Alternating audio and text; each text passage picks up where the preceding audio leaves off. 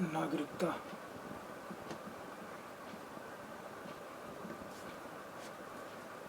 अनुच्छेद 7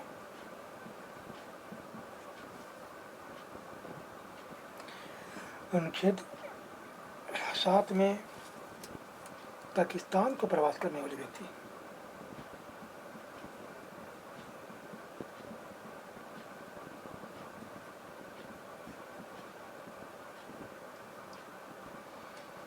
अनुच्छेद 7 में उन व्यक्तियों की नागरिकता के अधिकारों के संबंध में विशेष उपबंध है जो 1 मार्च 1947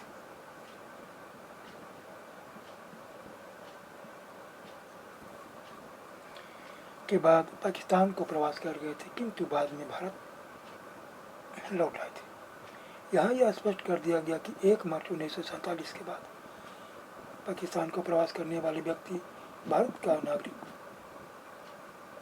नहीं रहेगा, किंतु उन व्यक्तियों की दशा में अब बात किया गया है जो भारत में पुनर्वास के लिए परमिट के आधार पर भारत लौट आए थे। ऐसे व्यक्ति भारत के नागरिक होने के अधिकारी बन जाते थे यदि वे पाकिस्तान से प्रवास करने वाले व्यक्ति के अनुच्छेद 6 के अधीन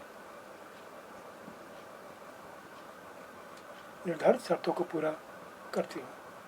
ऐसे मामले में यह आवश्यकता कि प्रवास करने वाले व्यक्तियों की यात्रा थोड़े सीमित समय के लिए या कारोबार के लिए या अन्यथा अस्थायी रूप न हो। भारत से बाहर प्रवास करने वाले भारतीय मूल के व्यक्ति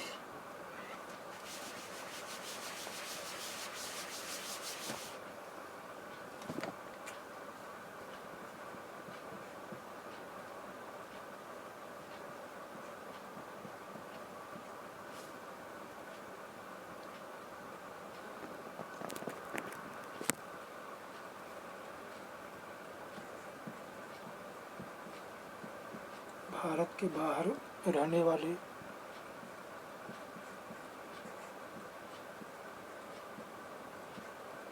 भारतीय मूल के व्यक्ति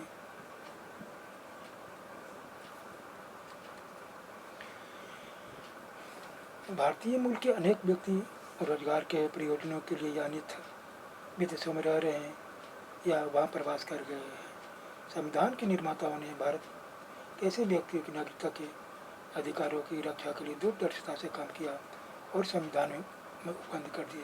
अनुच्छेद 8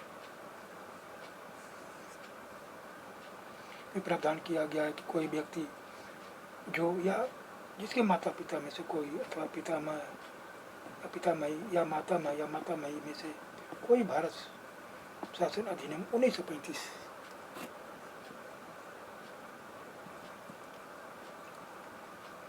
में यथा परिभाषित भारत में जन्मा था और जो भारत के बाहर किसी देश में समानता ही निवास कर रहा है उसे भारत का नागरिक समझा जाएगा, बशर्ते उसके नागरिकता की प्राप्ति के लिए वित्तीय रूप से उस देश में भारत के राजनयिक या कौंसिलीय प्रतिनिधि को इस संविधान के प्रारंभ से पहले या उसके पश्चात आवेदन किए जाने पर ऐसे राजनयिक या कौंसिलीय प्रतिनिधि द्वारा भारत का नागरिक पंजीकृत कर लिया गया हो। इस प्रकार विदेशों में रहने वाले सभी भारतीयों की नागरिकता संबंधी भावी जरूरतों का ख्याल रखा गया है।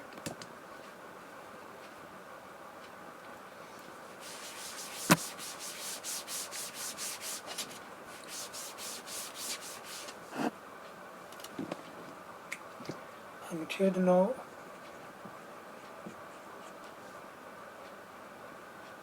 किसी अन्य देश की नागरिकता स्वेच्छा से अर्जित करना। अनुच्छेद 9 में उपबंध किया गया है कि यदि किसी व्यक्ति ने किसी विदेशी राज्य की नागरिकता स्वेच्छा से अर्जित कर ली है तो भारत की नागरिकता का उसका अधिकार खत्म हो जाएगा। यह उपबंध संविधान के प्रारंभ से पूर्व उत्पन्न होने वाले मामलों में लागू था, किंतु संविधान के प्रारंभ के पश्चात उत्पन्न होने वाले मामलों में नागरिकता अधिनियम 1955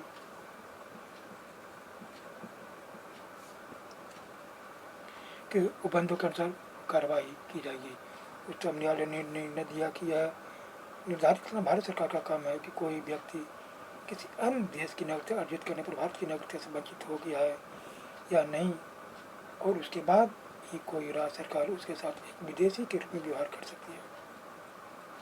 केवल यह तथ्य कि किसी व्यक्ति ने किसी अन्य देश से पासपोर्ट प्राप्त कर लिया है, उसे देश से निष्कासित करने या उस पर अभियोग चलाने का पर्याप्त आधार नहीं है।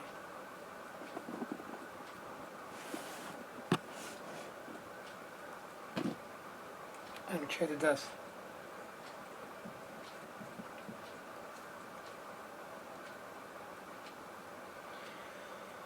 नागरिकता के अधिकारों का बना रहना। अनुच्छेद 10 में उपबंध किया गया है कि प्रत्येक व्यक्ति जो 5 से 10 में किए गए उपबंधों में से किसी के अधीन भारत के नागरिक है या समझा जाता है, ऐसे विधि के उपबंधों के अधीन रहते हुए जो संसद द्वारा बनाई जाए भारत का नागरिक बना रहेगा। दूसरे शब्दों में इसका अर्थ यह है कि किसी नागरिक की नागरिकता का अधिकार संसदीय विधान के अलावा किसी अन्य रीति से छीना नहीं जा सकता।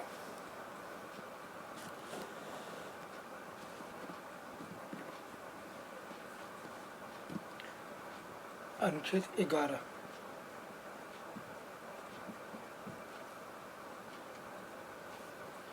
नागरिकता के अधिकार को विधि तथा नागरिकता अधिनियम 1955 द्वारा नियमित करने की संसद की शक्ति। अनुच्छेद 11 संसद को भारत की नागरिकता के अर्जन तथा निरसन के संबंध में तथा उससे संबंधित सभी विषयों के संबंध में विधान अधिनियमित करने की निर्वाध शक्ति प्रदान करता है। तदनुसार संसद ने नागरिकता अधिनियम 1955 पारित किया, इसमें नागरिकता के अर्जन तथा निरसन की व्यवस्था की गई है। इस प्रकार संविधान के प्रारंभ के बाद नागरिकता के अधिकारों से संबंधित सभी मामलों का निपटारा इसके उपबंधों के अनुसार किया जाना है। बांग्लादेश, श्रीलंका और कुछ अफ्रीकी देशों से बड़ी संख्या में लोगों के गैर कानूनी तरीके से भारत में आ जाने के कारण उत्पन्न स्थिति से निपटने के लिए 1986 में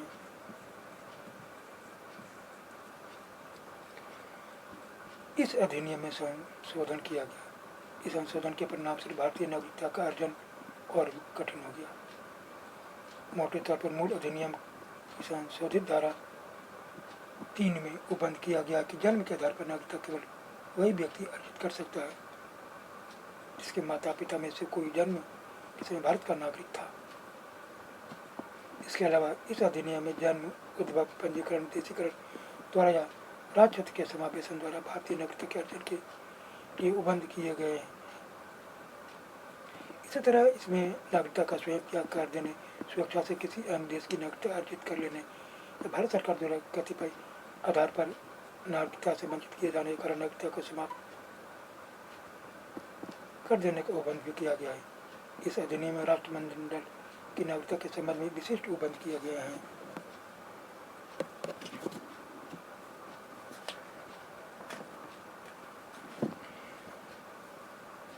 नागरिकता अधिनियम 1955 में उपबंध किया गया कि 26 जनवरी 1950 के बाद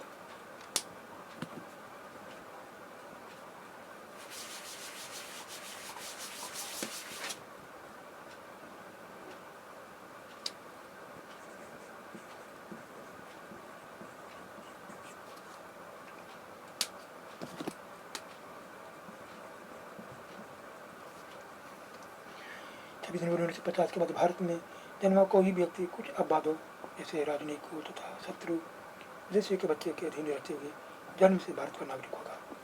26 जनवरी 1950 के बाद भारत के बाहर जन्मा कोई व्यक्ति कतिपय अपेक्षाओं के अधीन रहते हुए भारत का नागरिक होगा यदि उसके जन्म के समय उसका पिता भारत का नागरिक था।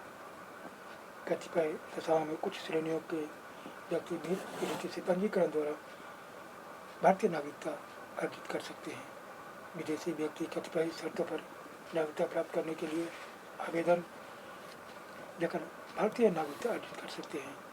यदि कोई राज्य क्षेत्र भारत का अंग बन जाता है तो भारत सरकार आदेश द्वारा यह निर्दिष्ट कर सकती है कि उसके परिणाम स्वरूप कौन व्यक्ति भारत के नागरिक बन सकते हैं।